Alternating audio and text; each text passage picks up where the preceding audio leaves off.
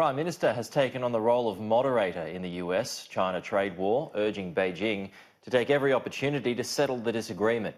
Mr Morrison's appeal comes after he directed President Trump to do the same during a meeting at the Oval Office. Mr Trump hasn't changed his mind yet, though, declaring Beijing a threat to the world. Questions about China are casting a shadow over Scott Morrison's first trip to the US as Prime Minister, particularly after President Trump's pointed comments on Beijing.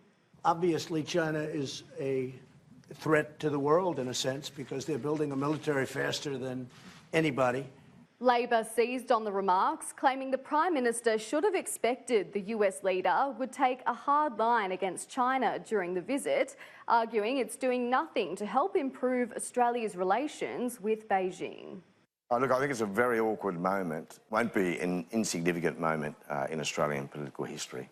The Prime Minister has defended Australia's ties to both countries and says he's not troubled by the fact he hasn't been asked to visit China.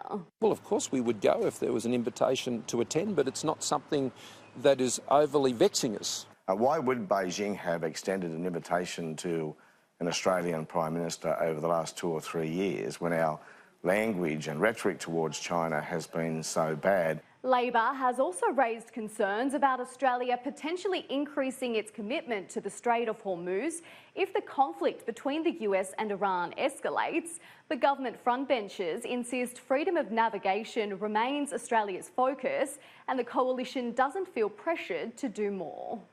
Of course, we'll make our own decisions. Well, that's certainly where our commitment should end, and I welcome his statements on this matter.